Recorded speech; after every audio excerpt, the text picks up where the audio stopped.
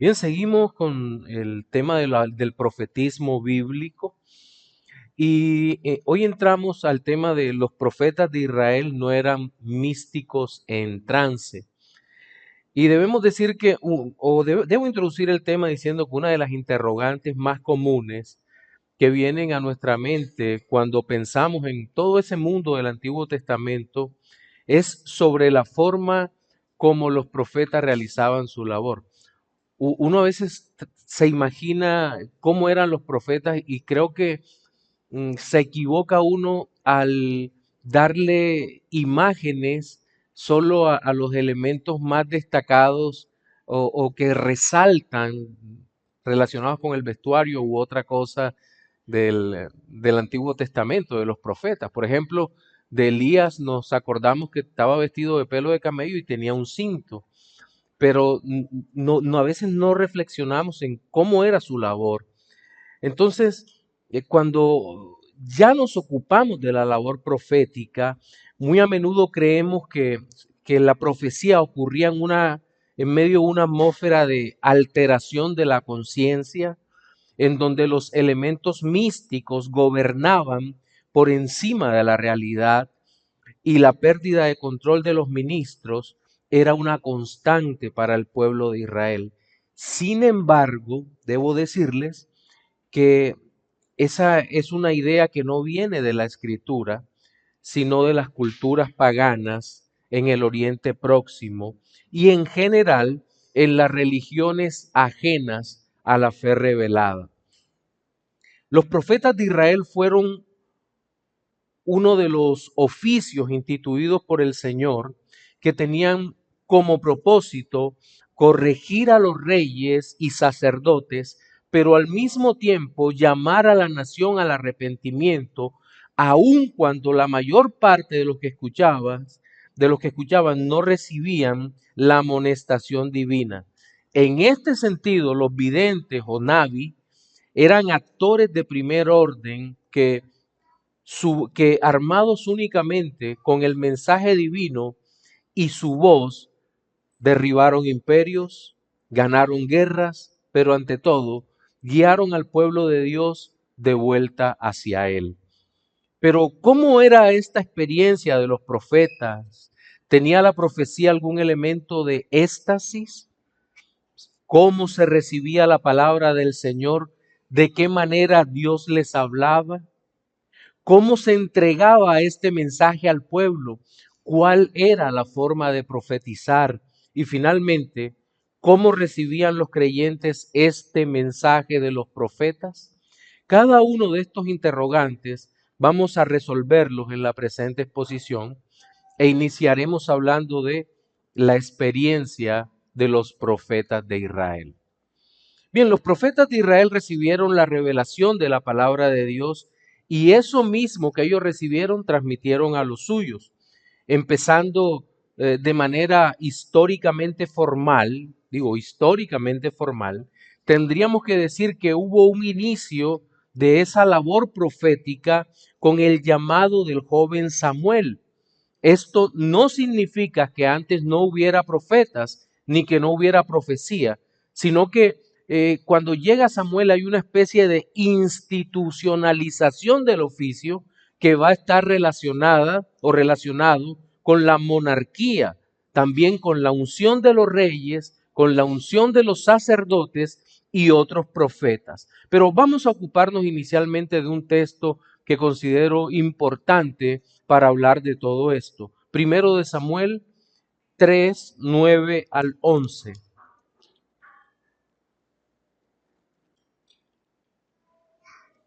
Dice la palabra del Señor.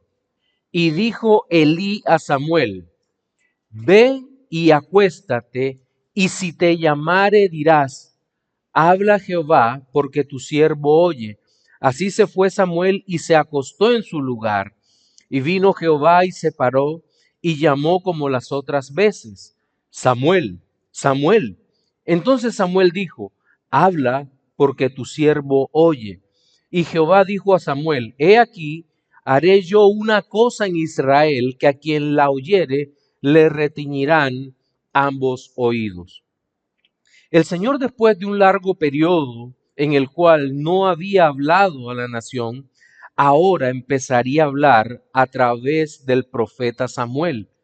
Algunas consideraciones sobre su experiencia y lo que representa al inicio de la labor profética institucional es lo que vamos a revisar de este pasaje. Por ejemplo, tengamos en cuenta el contexto. Estaba culminando el periodo de los jueces. En el periodo de los jueces hubo un deterioro moral y espiritual de toda la nación de Israel. No bastó la labor liberadora de los jueces o la labor libertaria de los jueces tratando de tomar a su pueblo y sacarlo de mano de las naciones que los oprimían, como el caso de los filisteos, por ejemplo, sino que era necesario también una liberación del pecado. Se requería una acción espiritual y eso solo podía estar a través de un oficio que espiritualmente lo rescatara. En este caso era el de los profetas. Entonces, lo que vemos acá en este llamado a Samuel es un llamado para realizar ese oficio profético hablando en el nombre del Señor. Entonces, ¿qué notamos en este pasaje que leímos? Que no hubo alguna especie de imaginación de Samuel, o un grupo de visiones que el profeta tuvo que interpretar o depurar y luego entregar un mensaje a los hijos de Israel. Gerhardus Voss es cuidadoso cuando afirma que la fuente de la revelación en la mayoría de los casos, cuando Dios le habla a los profetas, es externa. No está en la imaginación del profeta, sino que viene de Dios directamente hacia el profeta. De tal manera que no se pudiera confundir con alguna alucinación auditiva o esa especie de voz interior que también podría engañar al profeta. Ahora bien, no todas las veces el Señor hizo esta especie de llamado tan directo. Sin embargo, cuando nosotros empezamos a ver a los principales voceros de Dios, vemos que el Señor sí hizo este llamado directo. ¿Quién no se acuerda el llamado del profeta Isaías que aparece en el capítulo 6 del mismo libro de Isaías? Recuerda, en el año en que murió el rey Usías, empieza el profeta Isaías a introducir el tema y luego dice, vi yo al Señor, y él lo describe como sentado en un trono alto y sublime, describe las vestiduras, pero más allá de esa descripción tan maravillosa, viene el mensaje de Dios para el profeta Isaías que luego sería entregado al pueblo. Entonces, hay algo externo, hay una visión, Isaías no tiene que interpretarla, sino que entiende directamente cuál es el mensaje que Dios estaba dando. También a Jeremías, Dios llama a Jeremías de esta manera. Desde el mismo inicio de su ministerio se hace entender una vocación que le es dada desde lo alto. Pero ahora, ¿cómo sabía el profeta que era la voz del Señor? Es un buen punto. Y esa es la parte un poco más compleja de entender dentro del relato. Ahora, para nosotros es fácil entenderlo. ¿Por qué? Porque tenemos la Biblia, que es la palabra de Dios y sabemos, Dios estaba hablando. Pero ¿cómo sabía el profeta que era Dios el que le estaba hablando? Eso es un poco más complejo. Bueno, en primer lugar, tenemos para nosotros, pues, que el cumplimiento de las profecías en la Biblia se daba y apuntaba a un propósito superior, en la mayoría de los casos, pues, anunciar la obra de Cristo. Pero en muchas ocasiones solo tenemos el testimonio del Señor que está hablando al profeta y eso debería ser suficiente. Pero el profeta podría validar eh, a través de otra fuente que Dios le estaba hablando. Yo creo que no, porque la voz de Dios es la máxima autoridad. Entonces, tratar de validarlo a través de otro medio trasladaría la máxima autoridad de Dios hacia otro. Entonces, creo que esto debería bastar y Dios a través de su espíritu haría una obra de seguridad sobrenatural en el corazón del profeta. Sin embargo, siempre va a surgir la pregunta, ¿cómo el profeta distinguía la voz del Señor de cualquier entidad o del engaño propio? Bien, lo que sabemos con certeza es que los videntes eran creyentes nacidos de nuevo, con una vida espiritual superior a la de los otros hombres, naturalmente otorgada a través de un don divino, y sus palabras fueron cumplidas. Entonces nosotros la verificamos y seguramente Dios se encargó que en el corazón de ellos hubiera esa seguridad sobrenatural que da el Espíritu más allá del convencimiento propio que se puede generar por la idealización de una visión. Pero creo que hay un aspecto adicional a considerar, es que en algunas otras ocasiones el llamado de estos profetas ocurría tras un evento milagroso que no podía ser igualado con nada que se atribuyera a los ídolos. Y para esto creo que con un ejemplo bastaría, el llamado de Moisés. El llamado de Moisés es a través de un evento glorioso, una zarza que arde y no se consume. Y luego la voz de Dios. Sí, y algunos otros profetas tuvieron encuentros de ese tipo. Pero no todos los llamados divinos a los hombres de Dios fueron directos. En algunas ocasiones vemos que el Señor ordenaba a un profeta que llamara a su sucesor. Creo que recordamos el caso de Elías y Eliseo, ¿cierto? Que Elías es el encargado de llamar a Eliseo al ministerio y Eliseo va a seguir en la misma senda que llamémosle maestro, le ha dado. O como vemos el llamado de Amós, que era un cuidador de bueyes y es llamado. Pero algunos otros profetas, como el caso de Jonás, Ageo, Daniel y Ezequiel, su vocación se encuentra escondida en la voluntad secreta de Dios. Los detalles de su vida o de sus vidas, antes o después de la labor realizada, permanecen ocultas ante nuestros ojos. Solamente alcanzamos a observar su oficio siendo realizado a través de ministerios eficientes de predicación o en ocasiones de juicio llamados al arrepentimiento y una predicción del futuro. Pero por lo general en esa predicción hay un condicionamiento al cumplimiento de la visión o de el anuncio profético a través de la obediencia o desobediencia del pueblo. Pero yo quiero que piense esto en un momento. Nosotros vemos el libro de Jonás, 4 capítulos. Casi siempre cuando estamos leyendo, haciendo nuestro devocional y llegamos a Jonás, lo leemos todo porque la historia nos fascina. Pero más allá de esos pocos momentos y de alguna otra referencia que hay sobre Jonás aquí o allá o por el Señor cuando la da en el Nuevo Testamento, ¿qué más sabemos de la vida del profeta Jonás? ¿Sabemos cuándo fue llamado?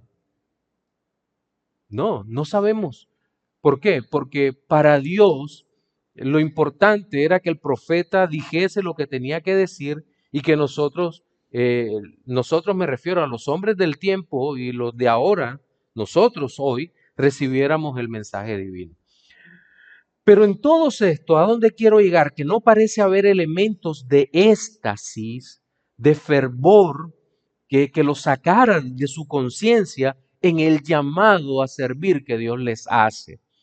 Y este es un asunto de vital importancia a considerar, porque en casi todos estos eventos no vemos que se altere la conciencia al momento del llamado de los profetas o incluso en la recepción de la palabra revelada o en la entrega de la misma palabra.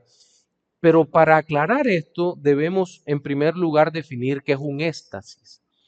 ¿Te ha pensado en cuando hablamos de éxtasis? Casi siempre pensamos en la pérdida del control, ¿verdad? En la antigüedad y fuera del Antiguo Testamento, el significado del éxtasis, como bien lo indica Gerard Kittel, era hablar con frenesí. Hablar con frenesí. De hecho, este autor y sus colaboradores en el diccionario teológico, de hecho, ellos tienen un trabajo interesantísimo que van comentando cada palabra de la Biblia en muchos tomos. En español tenemos un breve resumen, pero son muy buenos en lo que hacen, pero hay algunas cosas que obviamente tenemos que filtrarlas.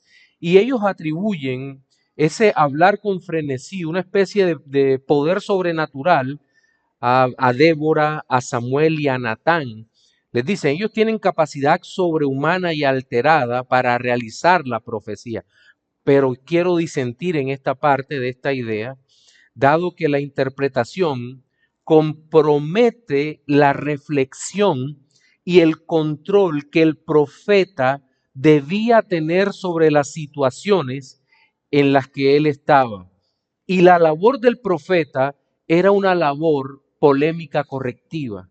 Es decir, tomar lo que se enseñaba o mal enseñaba dentro del contexto donde él estaba, controvertir y posteriormente corregir a través de la visión de la palabra de Dios lo que estaba mal en medio de esa religión pagana, influenciando al pueblo de Israel. El profeta requería el uso racional de su propia alma, de todas las facultades del alma. Entonces, en la Biblia, el éxtasis no era la pérdida del control. En la Biblia, a diferencia del mundo pagano, cuando se habla de un éxtasis, no se habla de pérdida de control y alejamiento de la realidad. Por el contrario, implica el enfoque absoluto del alma del profeta o de los profetas en las cosas de Dios. Y creo que un buen ejemplo o un muy buen ejemplo lo tenemos en el Nuevo Testamento. Alguno mira, pastor, eso no se vale, porque usted va a usar en el Nuevo Testamento y no el Antiguo Testamento. Pero debemos decir con toda certeza que el Nuevo Testamento interpreta el Antiguo. Si algo queremos saberlo con certeza, necesitamos verlo como el Nuevo Testamento lo presenta. Y hay un texto muy conocido por todos nosotros, creo que lo hemos leído cientos de veces, Hechos 10 del 9 al 14. ¿Se acuerdan de Pedro y Cornelio? Pero esté atento, dice, al día siguiente, primero Cornelio había tenido una visión de un ángel, pero ahora vamos a casa de Pedro. Pedro está en casa de cierto Simón Curtidor. Dice, al día siguiente, mientras ellos iban por el camino y se acercaban a la ciudad, Pedro subió a la azotea para orar cerca de la hora sexta y tuvo gran hambre y quiso comer. Pero mientras le preparaban algo, le sobrevino un éxtasis y vio el cielo abierto y que descendía algo semejante a un gran lienzo que atado de las cuatro puntas era bajado a la tierra, en el cual había de todos los cuadrúpedos terrestres y reptiles y aves del cielo, y le vino una voz: levántate, Pedro, mata y come. Es claro que éxtasis no implicaba una pérdida de la conciencia ni la alteración de la realidad, sino un enfoque claro en lo que Dios estaba revelando dentro del propósito histórico redentor en Cristo. Este mismo patrón iba a estar presente o estuvo presente en las visiones, revelaciones y cualquier interacción en donde el Señor entregara su palabra a los hombres, en este caso a los profetas. Pero entonces pasemos al siguiente aspecto, y es la recepción de la revelación de Dios por parte de los profetas de Israel. Pero ¿acaso no hubo ocasiones en las que los que profetizaban estuvieron en una especie de trance, en la cual al parecer habían perdido todo el control sobre sí mismos? Creo que con tres pasajes que aparentemente apuntan en esa dirección, podríamos aclarar lo que estaba ocurriendo, cómo se recibió la revelación y el contexto nos va a ayudar a desentrañar el misterio de qué es lo que estaba pasando. En primer lugar, bueno, de nuevo, primero de Samuel 10, del 10 al 13. Es el caso de Saúl como cuando es ungido como rey de Israel. Dice, y cuando llegaron allá, primero de Samuel 10, del 10 al 13, y cuando llegaron allá al collado, he aquí la compañía de los profetas que venía a encontrarse con él, y el Espíritu de Dios vino sobre él con poder y profetizó entre ellos. Y aconteció que cuando todos los que le conocían antes vieron que profetizaba con los profetas, el pueblo decía el uno al otro: ¿qué ha sucedido al hijo de Cis? ¿Saúl también entre los profetas? Y alguno allí respondió diciendo, ¿y quién es el padre de ellos? Por esta causa se hizo proverbio. También Saúl entre los profetas, y cesó de profetizar y llegó al lugar alto. En esta parte, la mayoría de los eruditos y en general especialistas en estudios de los profetas concuerdan en que esto fue una manifestación de Dios sobre Saúl con el fin de validar el oficio regio, para que se cumpliera todo lo que Samuel había dicho. Samuel había dicho, mira, primero va a ocurrir esto, esto, esto, esto, y al final vas a encontrar una compañía de profetas y cuando llegues vas a profetizar juntamente con ellos. Todo esto se cumplió al pie de la letra. Todas las señales que demostraban que Samuel era un profeta y que había ungido por rey aquel que el Señor determinó darle el pueblo. Pero en este pasaje, en el texto, no hay ninguna indicación de la pérdida de conciencia por parte de Saúl o algún trance. De hecho, lo más representativo en el texto es la parte que dice, el Espíritu de Dios vino sobre él con poder y profetizó entre ellos. ¿Qué dice? Que profetizó entre ellos. No dice más nada. Entonces, forzar el texto, creo que muchas veces se forza el texto o se fuerza el texto por lo que ocurriría unos años después. ¿Qué ocurrió? Primero de Samuel 19, 22 al 24, dice, entonces él mismo fue a Ramá y llegando al gran pozo que está en Secú, preguntó diciendo, ¿dónde está Samuel y David? Y uno respondió, he aquí, están en Nayot de Ramá. Y fue a Nayot en Ramá, y también vino sobre él el Espíritu de Dios, y siguió andando y profetizando hasta que llegó a Nayot de Ramá. Aquí viene el cambio. Y también se despojó de sus vestidos y profetizó igualmente delante de Samuel, y estuvo desnudo todo aquel día y toda aquella noche. De aquí se dijo, también Saúl entre los profetas. En esta última parte debemos tener muchísimo cuidado con el contexto. Lo que alcanzamos a observar es una señal de juicio de Dios sobre el rey de Israel que perseguía a David, quien era el verdadero heredero del reino de Israel por mandato divino y había sido puesto en lugar de Saúl, ya que Saúl había perdido el derecho a gobernar en el nombre del Señor. De hecho, hay unas señales muy claras en el texto. En primer lugar, el despojo de las vestiduras, las cuales seguramente eran vestidos reales que lo mostraban como el rey de Israel, o tal vez su armadura de guerra que significaba la protección. Dios lo despoja de todo eso en un acto de trance pagano. Y la posterior desnudez y el éxtasis, ahora caracterizado por la pérdida de control sobre sus acciones más sencillas, son señales claras del juicio divino sobre el malvado Saúl, que representan tanto el despojo de la autoridad y la dignidad del oficio real, como de la sabiduría necesaria para gobernar. Miren todo esto. Aquí no nos está hablando, ay Saúl, qué lindo Saúl profetizó. No, es una señal de juicio terrible que ha caído sobre él.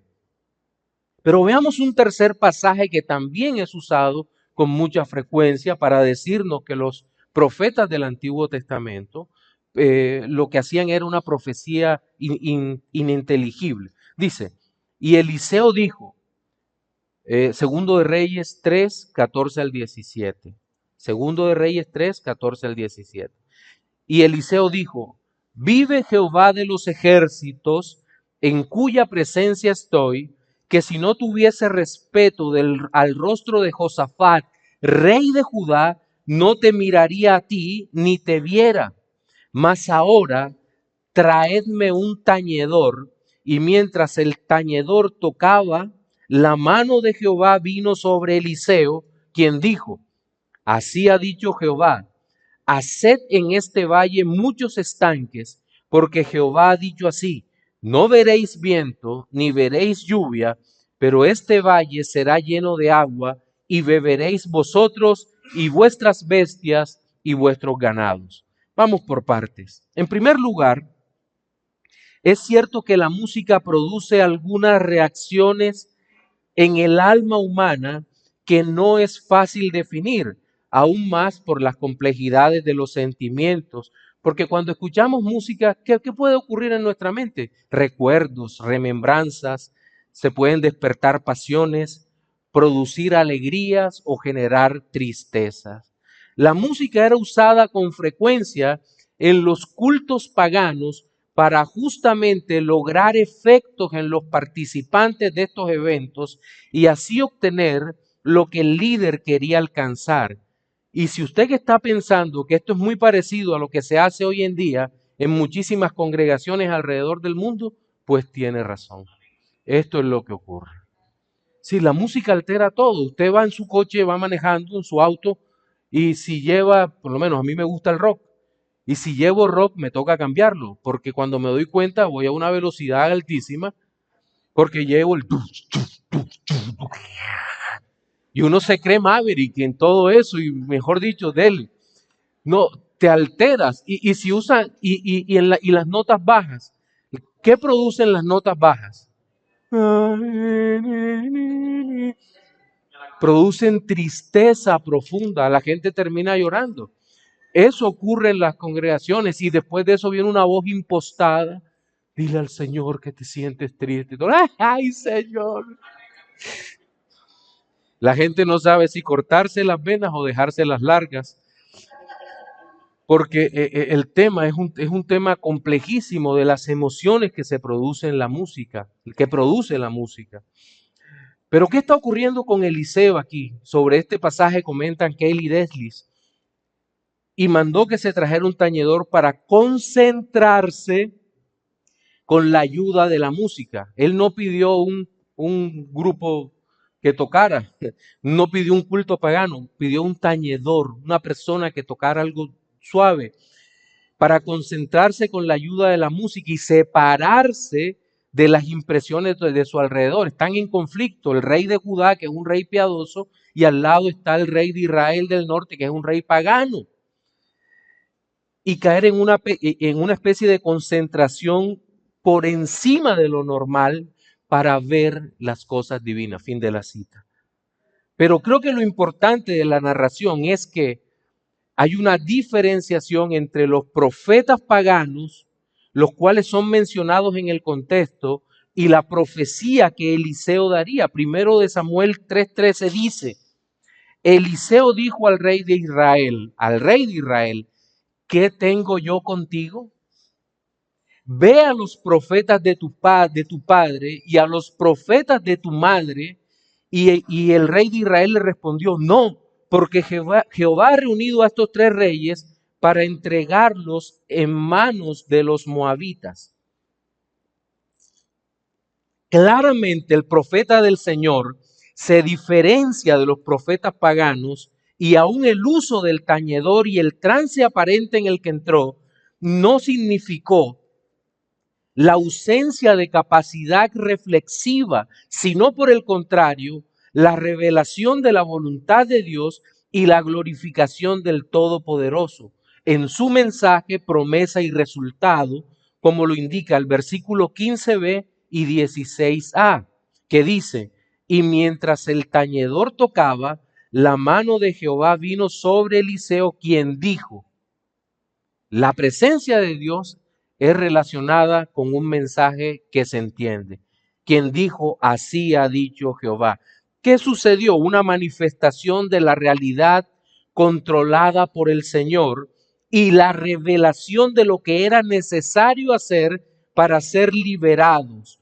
Todo en un lenguaje inteligible, comprensible para todos los que le escuchaban, lo que era un contraste entre lo claro de la voz profética y lo poco comprensible de los profetas paganos y los falsos dioses.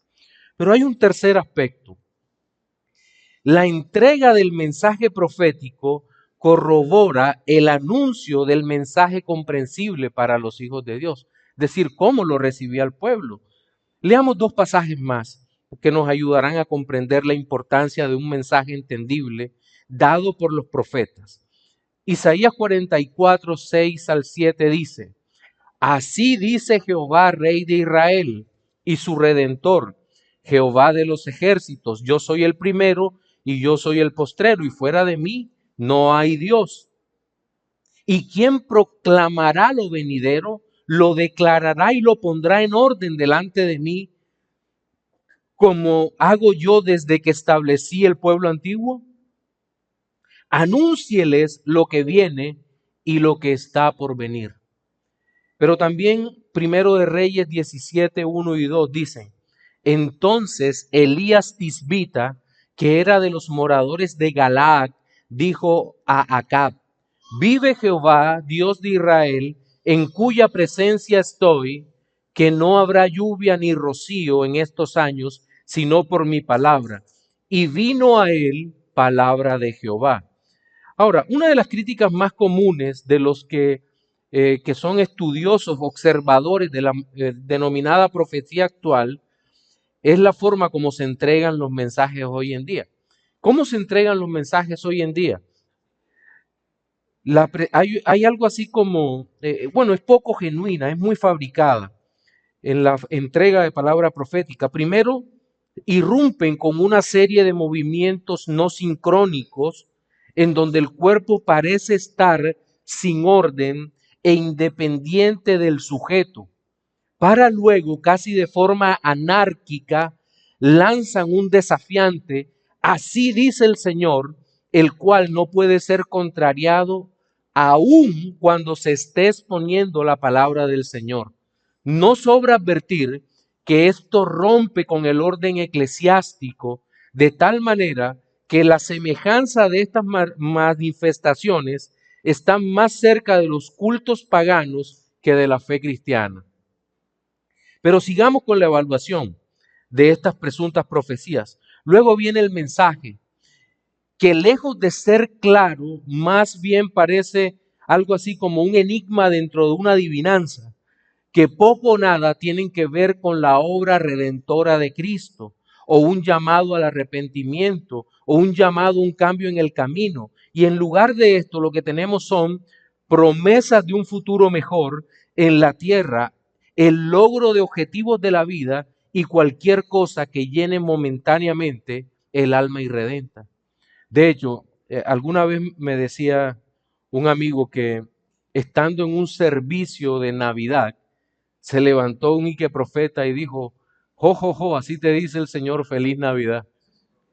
Y no es broma, no es broma. Entonces estamos hablando de unos niveles de estupidez que se puede llegar a través de esto, que no alcanzamos a evaluar el peligro en el que estamos. Por su parte, el mensaje de la Biblia dado por los profetas siempre ha sido claro, y el tema profético es la exhortación, la edificación y el consuelo para un pueblo necesitado de Dios. Los profetas eran muy conscientes de lo que Bryan Chapell llama en su libro de predicación cristocéntrica el enfoque de la condición caída. ¿A qué se refiere? Los profetas eran conscientes que todos los hombres necesitamos redención, perdón y gracia, y que esto solo puede ser dado a través de la obra de Cristo, del Espíritu Santo de Dios. Los profetas lo que hacían era entender esa realidad caída del hombre y llevar el mensaje de Dios a los corazones necesitados. Finalmente, la recepción del mensaje era un lenguaje comprensible, actual, y no había estallido de éxtasis místico. En Éxodo 19:8, nosotros vemos cómo el pueblo responde a la voz de Dios. Y todo el pueblo respondió a una y dijeron: todo lo que Jehová ha dicho, haremos. Y Moisés refirió a Jehová las palabras del pueblo. La palabra profética siempre fue entregada dentro del marco autoritativo del Señor, es decir, no era una serie de opciones que le daban a la criatura la opción de obedecer o desobedecer, sino que había un claro llamado a obedecer la voz de Dios. ¿Por qué? Porque el mensaje dado por los profetas era un mensaje claro, un mensaje totalmente claro que debía llevar al pueblo de vuelta al Señor. El profeta en el antiguo Israel no quería ni pretendía emocionar a los oyentes, ni deslumbrarlos con historias personales, ni mucho menos entretenerlos. Recordemos que el contexto general del pueblo era una constante prueba de fe a través de guerras, hambres, enfermedades, pestes y muchas cosas difíciles, lo cual vemos desde la caída, pasando por la vida de los patriarcas y luego de establecidos en Canaán, vemos una lucha por establecerse como nación, luego llevando o siendo cautivos en Egipto, pero la nación trata de levantarse y en todo ese recorrido Dios jamás los dejó sin voz profética. De hecho, Abraham fue una voz profética y así le llama el Señor en Génesis 27. Ya en la lucha por la liberación de Israel, la lucha que es asumida por Dios en contra de los poderes del mal, representado por Egipto y el faraón, vemos que las instrucciones del Señor son recibidas por el pueblo, que a pesar de vivir la experiencia terrorífica de la santidad divina, tampoco es conducido por la senda del emocionalismo y la pérdida de conciencia. Al contrario, solo una vez encontramos al pueblo desenfrenado. Éxodo 32, el becerro de oro, cuando se apartan en búsqueda de otros dioses. Pero el Dios de Israel siempre mantiene al pueblo atento y bajo control. ¿Qué mostraba la profecía? Bueno, Dios mostraba a través de la profecía, o a través de la profecía se mostraba mejor una visión de la soberanía de Dios en la historia, dado que los profetas realizaban también labores predictivas, batídicas del futuro, tanto del futuro próximo, lo que podía ocurrir ahí en unos cuantos días, meses, como del futuro muy lejano. Y esto es evidente, por ejemplo, en las visiones de Daniel. Daniel tiene una visión de los 4 imperios venideros y si bien no pierde la conciencia, sí pierde las fuerzas por la exposición al poder de Dios y exponerse a la santidad de Dios. Ahora, las profecías no eran un espectáculo pagano en donde Dios competía con otros dioses. Más bien lo que se ve es que simplemente el Señor, a través de los profetas, entregaba al pueblo su voluntad y les informaba lo que iba a suceder y hacía un llamado al arrepentimiento y el pueblo respondía en obediencia, como ocurre en Nehemías 9:38, al final de toda esa oración de Esdras que está en el libro de Nehemías. Dice, a causa pues de todo esto, nosotros hacemos fiel promesa y la escribimos firmada por nuestros príncipes, por nuestros levitas y por nuestros sacerdotes. Resoluciones, cambios, compromisos con el Señor es lo que buscaba la profecía y es lo que ocurría. Pero finalmente es necesario considerar la profecía a la luz de la persona de Cristo, dado que todo mensaje profético verdadero nos permite viajar, aunque viajemos hacia el pasado más remoto, esas profecías siempre van a apuntar hacia la persona y la obra de nuestro Señor Jesucristo. Si eso no era así, los profetas podrían ser considerados falsos profetas. Falsos profetas porque no hablaban de la esperanza de redención absoluta en Cristo. Y creo que en este tiempo muchos fallan por eso, porque no evalúan la profecía a la luz de la persona de Cristo, entendiéndose que hoy no hay profecía, entendiéndose que la profecía cesó, o que el don de profecía, todo esto cesó, y que la única manera como nosotros podemos decir, así dice el Señor, es cuando leemos la bendita palabra de Dios, la exponemos y esperamos exactamente el mismo resultado que esperaban los profetas, es decir, que todos se vuelvan a la persona de Cristo en arrepentimiento y fe.